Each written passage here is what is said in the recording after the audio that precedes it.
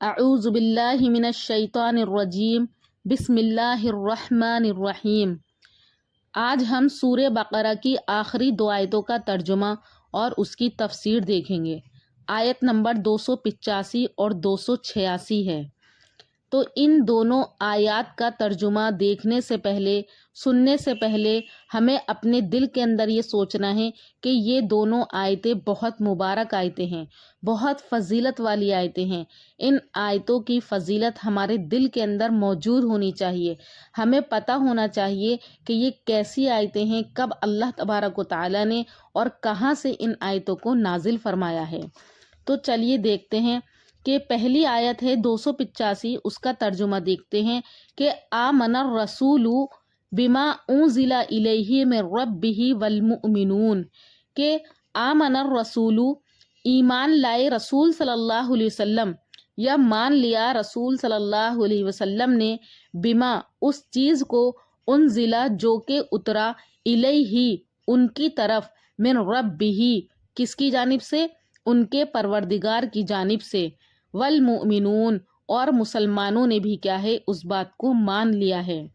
یعنی مان لیا رسول اللہ صلی اللہ علیہ وسلم نے جو کچھ اترا اس پر اور اس کے رب کی طرف سے، اور مسلمانوں نے بھی کیا ہے اس بات کو مان لیا۔ کلن آمن باللہ، سب نے مانا،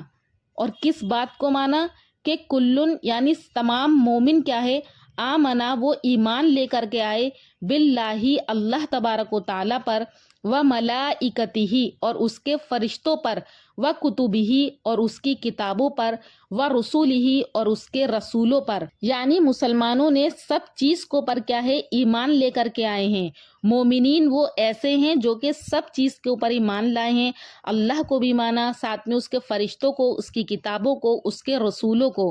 اور وہ یہ کہہ رہے ہیں کہ لا نفرق بین احد من رسولہ، کہ اے اللہ ہم جدا نہیں کرتے ہیں کسی کو بھی، یعنی اے اللہ ہم جدا نہیں کرتے کسی کو اس کے پیغمبروں سے۔ وقالو بلکہ وہ سب کہہ اٹھے، یعنی ان سب نے کہا، سمعنا کہ ہم نے سنا، واطعنا اور ہم نے کیا ہے قبول کیا یا ہم نے فرما برداری کی، غفرانکا اور اے اللہ ہم تیری مغفرت چاہتے ہیں، ربنا یعنی اے ہمارے پروردگار، و الیک المصیر اور ہم کو کیا ہے تیری ہی طرف لوٹ کر آنا ہے۔ یہ بہت مبارک آیت ہے۔ آگے دوسری آیت کا بھی ترجمہ دیکھتے ہیں کہ لا یکلف اللہ نفسا الا وسعہا، اللہ تبارک و تعالیٰ تکلیف نہیں دیتا کسی بھی انسان کو، الا وسعہا مگر اس کی گنجائش کے مطابق، لہا ما کسبت اور اسی کو ملتا ہے،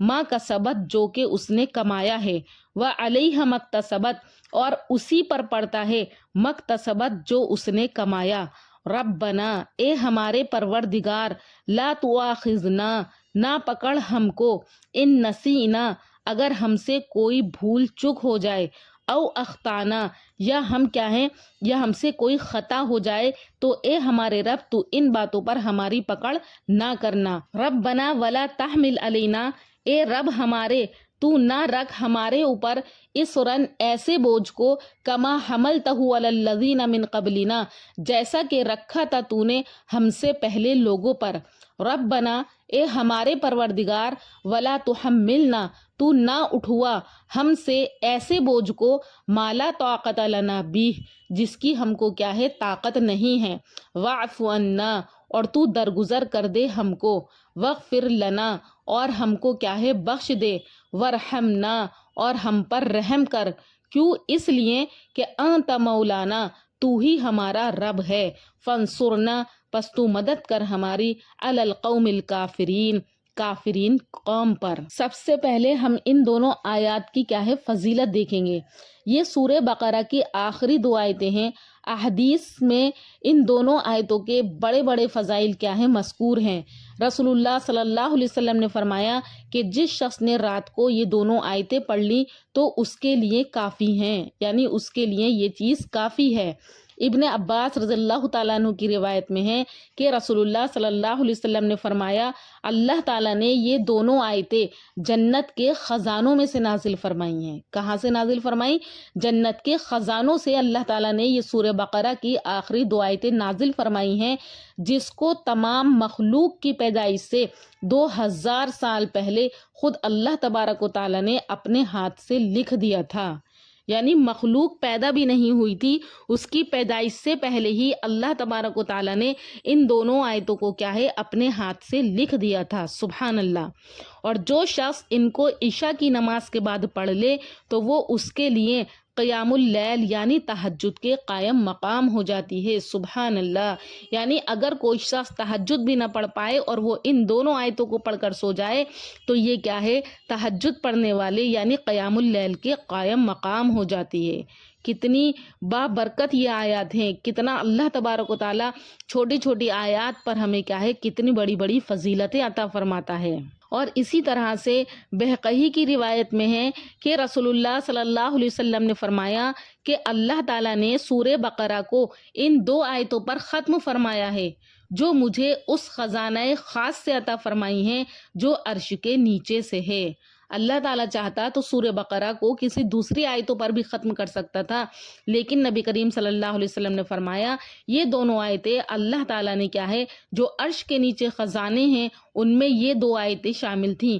وہاں سے اللہ تعالیٰ نے مجھے یہ دو آیتیں عطا کی ہیں، تو ان دونوں آیتوں پر اللہ تعالیٰ نے سورہ بقرہ کو مکمل کیا ہے۔ اس لیے اے لوگو تم خاص طور پر ان آیتوں کو سیکھو۔ نبی کریم صلی اللہ علیہ وسلم حکم دے رہے ہیں کہ تم ان آیتوں کو سیکھو، تو اب ہمارے اوپر بھی فرض ہے کہ ہم ان آیتوں کو جانیں، ان کا ترجمہ پہچانیں، اس کی فضیلت کو جانیں اور روزانہ ان آیتوں کو پڑھ کر سویا کریں اور اپنی عورتوں کو اور بچوں کو سکھاؤ، اپنے مردوں کو بتاؤ۔ اسی لیے حضرت فاروق اعظم اور حضرت علی رضی اللہ تعالیٰ عنہ نے فرمایا کہ ہمارا خیال یہ ہے کہ کوئی آدمی جس کو کچھ بھی عقل ہو یعنی جو عقل مند آدمی ہوگا تو وہ سورہ بقرہ کی ان دونوں آیتوں کو پڑھے بغیر نہیں سوگا۔ آج ہمارا کیا حال ہے کہ ہم تھکے ہارے ہیں، بستر پر لیٹے اور سو جاتے ہیں، ہمیں یہی نہیں پتا کہ سونے کا کیا طریقہ ہے، سونے سے پہلے ہمیں کن چیزوں کو پڑھنا چاہیے۔ آیت الکرسی پڑھنا چاہیے، چاروں کل پڑھنا چاہیے اور سورہ بقرہ کی یہ آخری دو آیتیں ضرور پڑھنا چاہیے۔ تو آج سے ارادہ کریں کہ ہمیں ان دونوں آیتوں کا ترجمہ پتہ چلا ہے، ان کی فضیلت پتہ چلی ہے کہ یہ کتنی خاص آیتیں ہیں، اللہ تعالیٰ نے اپنے عرش کے خزانوں میں سے ہمیں دی ہیں، تو انشاءاللہ ہر روز رات کو کیا ہے ہم یہ دونوں آیتیں ضرور پڑھ کر سوئیں گے۔ سورہ بقرہ قرآن کریم کی ایک ایسی سورت ہے جس کے اندر احکام شرعیہ اجمالاً اور تفصیلاً ذکر کر دیے گئے، یعنی ہر عقیدے کے متعلق، عبادت کے متعلق، معاملات کے متعلق، اخلاق کے متعلق، معاشرت کے متعلق، ہر طریقے سے ہر مسئلے کو کیا ہے سورہ بقرہ کے اندر بیان کیا گیا ہے، خواہ وہ طلاق سے ہو، رمضان سے ہو، میاں بیوی کے تعلق سے ہو، سارے مسائل کیا ہیں وہ سورہ بقرہ کے اندر بیان کیے گئے ہیں، جو کہ ہم اپنی پچھلی ویڈیوز میں بیان کر چکے ہیں۔ لیکن آخری دو آیتوں سے جو پہلی والی آیت ہے تو اس میں اللہ تبارک و تعالیٰ نے اطاعت شعار یعنی مومنین کی تعریف کی ہے کہ جنہوں نے اللہ جل شانہ کے تمام احکام پر لبیک کہا۔ یعنی ان دو آیتوں سے پہلے والی ویڈیو میں ہم نے آپ کو یہ بات بتائی تھی، جو یہ آیت نازل ہوئی تھی کہ اللہ تبارک و تعالیٰ جو کچھ تمہارے دلوں کے اندر ہے وہ جانتا ہے، تو صحابہ کرام کیا ہے اس بات کو وہ پریشان ہو گئے تھے کہ اللہ دلوں کے اندر تو ایسے بھی خیال آتے ہیں جو کہ بغیر ارادے کے آ جاتے ہیں، تو کیا ان پر بھی ہمارا حساب و کتاب ہوگا، ان پر بھی ہمیں جزا اور سزا دی جائے گی؟ یعنی اس آیت کے اندر دل میں غیر اختیاری طور پر کوئی خیال آ جائے گا تو اس کا بھی حساب ہوگا۔ تو صحابہ کرام یہ سن کر گھبرا اٹھے اور نبی کریم صلی اللہ علیہ وسلم سے عرض کیا کہ یا رسول اللہ، اب تک تو ہم یہ سمجھتے تھے کہ ہم جو کام اپنے ارادے سے کرتے ہیں حساب انہی اعمال کا ہوگا، غیر اختیاری خیالات جو دل میں آ جاتے ہیں ان کا حساب نہیں ہوگا، مگر اس آیت سے معلوم ہوا کہ ہر خیال پر جو دل میں آئے حساب ہوگا، اس میں تو عذاب سے نجات پانا سخت دشوار ہے۔ تو نبی کریم صلی اللہ علیہ وسلم کو یہاں اگرچہ آیت کی صحیح مراد معلوم تھی، مگر الفاظ کے پیش نظر آپ صلی اللہ علیہ وسلم نے اپنی طرف سے کچھ کہنا پسند نہ فرمایا بلکہ وحی کا انتظار کیا اور صحابہ کو یہ تلقین فرمائی کہ اللہ تعالیٰ کی طرف سے جو حکم آئے خواہ آسان ہو یا دشوار، مومن کا کام یہ نہیں کہ اس کے ماننے میں ذرا بھی تامل کرے۔ تم کو چاہیے کہ اللہ تعالیٰ کے تمام احکام سن کر یہ کہو سمعنا و اطعنا غفرانک ربنا و الیک المصیر، یعنی اے ہمارے پروردگار ہم نے آپ کا حکم سنا اور اس کی اطاعت کی، اے ہمارے پروردگار اگر حکم کی تعمیل میں ہم سے کوئی کوتاہی ہوئی تو اس کو معاف فرما دے، کیونکہ ہمیں آپ ہی کی طرف لوٹنا ہے۔ جب صحابہ کرام نے نبی کریم صلی اللہ علیہ وسلم کے حکم کے مطابق ایسا ہی کیا، اگرچہ ان کے ذہن میں یہ خیال کھٹک رہا تھا، بے اختیار دل میں آنے والے خیالات اور وساوس سے بچنا تو دشوار ہے، تو اس پر اللہ تعالیٰ نے یعنی جو یہ خیال صحابہ کرام کے دل میں آیا تھا، تو اس بات پر اللہ تعالیٰ نے سورہ بقرہ کی آخری 2 آیتیں نازل فرمائیں، جن میں سے پہلی آیت میں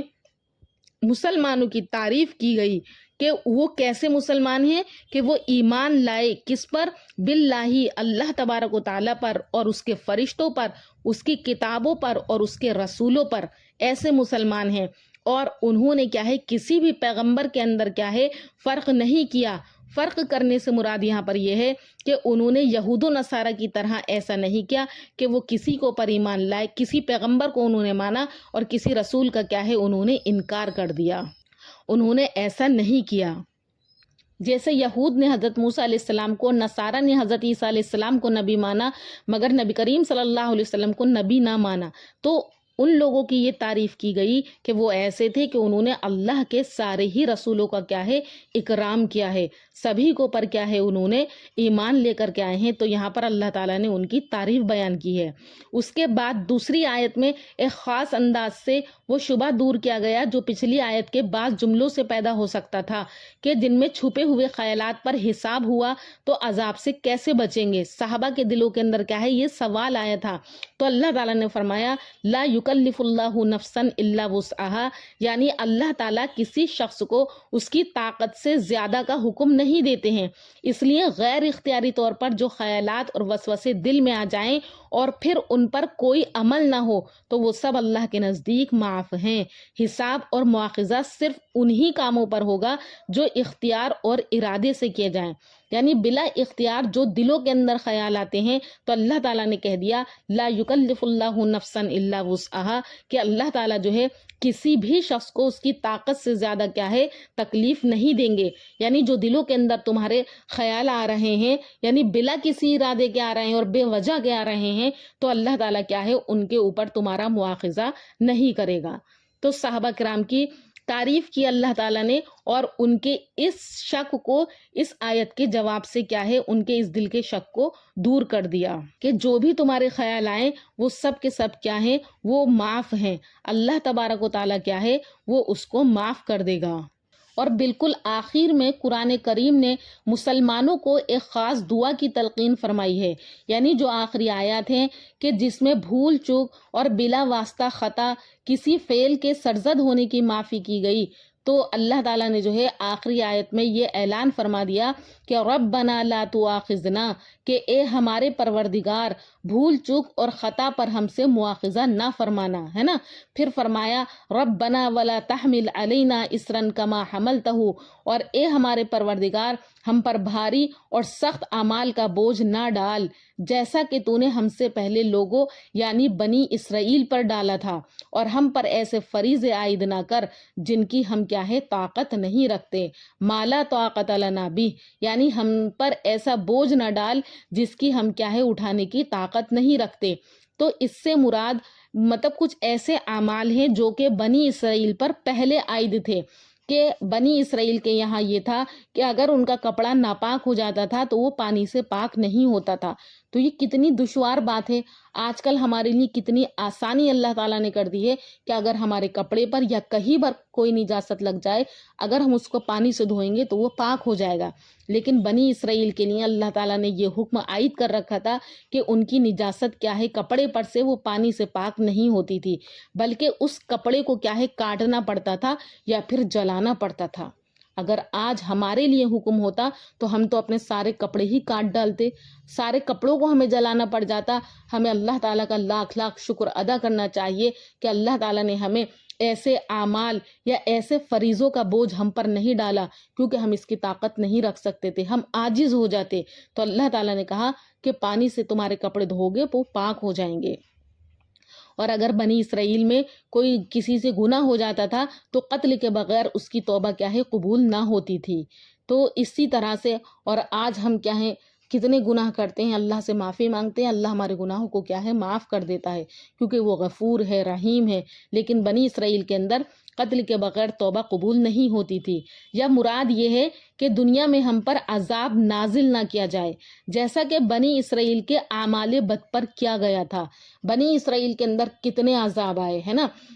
خون کا عذاب آیا، ٹڈیوں کا عذاب آیا، کھٹمل کا عذاب آیا، اور اسی طرح سے پانی کا عذاب آیا۔ ہر طریقے کا عذاب اللہ تعالیٰ نے بنی اسرائیل کی قوم پر نازل کیا۔ کیونکہ وہ ہٹ دھرم قوم تھی، اللہ کے احکام کی نافرمانی کرتی تھی، اللہ کے احکام کو توڑتی تھی۔ تو مسلمان اللہ تبارک و تعالیٰ سے مومنین جو کہ جن کی اللہ تبارک و تعالیٰ نے تعریف بیان کی ہے، تو وہ یہ دعا کر رہے ہیں کہ اے ہمارے رب، اگر ہم سے بھول چوک ہو جائے یا خطا ہو جائے تو ہم سے مواخذہ نہ فرمانا، ہمیں معاف کر دینا۔ اور پھر آگے یہ دعا کی کہ ہمارے پروردگار ہم پر بھاری اور سخت اعمال کا بوجھ نہ ڈال، جیسا ہم سے پہلے لوگوں یعنی بنی اسرائیل پر ڈالا گیا ہے نا، کہ تو ہم پر عذاب بھی نہ بھیجنا۔ یہی چیز ہے، نبی کریم صلی اللہ علیہ وسلم کی بھی دعا ہمارے حق میں یہی تھی کہ اللہ میری امت پر عذاب نہ بھیجنا۔ ورنہ آج ہم لوگوں کے اعمال ایسے ہیں کہ اللہ تعالیٰ چاہے تو ایک عذاب بھیج کر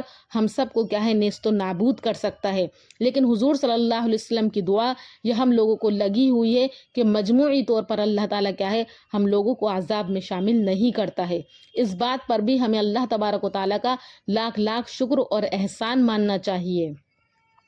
اور یہ سب دعائیں اللہ تعالیٰ نے قبول فرمانے کا اظہار بھی نبی کریم صلی اللہ علیہ وسلم کے ذریعے سے کر دیا ہے کہ اللہ تعالیٰ نے کیا ہے ہماری یہ دعائیں قبول فرما لی ہیں۔ تو کتنی اچھی اور کتنی خوبصورت آیتیں ہیں، ہمیں ان آیتوں کو اپنی زندگی کے اندر شامل کرنا ہے۔ انشاءاللہ روزانہ ہم ان دونوں آیتوں کو اپنے بستر پر جانے سے پہلے، رات کو سونے سے پہلے ضرور پڑھیں گے۔ میری پیاری بہنوں، جو لوگ میری ویڈیوز دیکھتی ہیں اور جو لوگ میری ویڈیو سے فائدہ حاصل کرنا چاہتی ہیں اور جو فائدہ حاصل کر رہی ہیں، یہ صرف اور صرف اللہ تبارک و تعالیٰ کی مدد اور اس کے حکم کے ساتھ ہوا ہے۔ میری تو اتنی طاقت نہیں کہ میں قرآن کریم جیسی بابرکت کتاب کو آپ کے سامنے کھول کھول کر بیان کروں۔ اللہ تبارک و تعالیٰ نے مجھے اس کام کے لیے چنا اور اللہ کا حکم میرے ساتھ شامل ہوا۔ میری دلی خواہش یہ ہے کہ جو چیز مجھے آتی ہے میں اس کو آپ لوگوں تک پہنچاؤں، تاکہ آپ بھی آسان زبان میں قرآن کا ترجمہ سنیں اور اس کی تفسیر کو جانیں، کیونکہ یہ کتاب ہمیں عطا کر دی گئی ہے۔ قرآن ہمیں دے دیا گیا ہے لیتدبروا، تاکہ ہم اس کے اندر کیا ہے غور و فکر کریں۔ اللہ تعالیٰ نے ہمیں یہ کتاب دے دی ہے، اب یہ ہماری اور آپ کی ذمہ داری ہے کہ کس طرح سے ہم کیا ہے قرآن کو اپنی زندگی میں لے کر کے آئیں گے، کیونکہ قرآن دل کو بدلتا ہے اور دل جو ہے وہ زندگی کو بدل دیتا ہے۔ تو آئیے قرآن کریم کے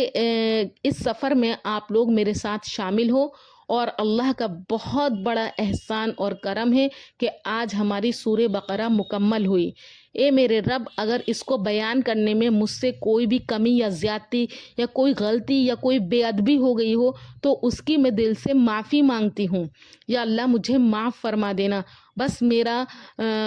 ارادہ جو ہے وہ آپ لوگوں تک قرآن کریم کی تفسیر اور اس کے ترجمے کو پہنچانا ہے۔ اللہ تعالی ہم سب کو عمل کرنے کی توفیق عطا فرمائے، جو ہم نے سیکھا ہے اس کو ہم اپنی زندگی کے اندر لے کر کے آئیں۔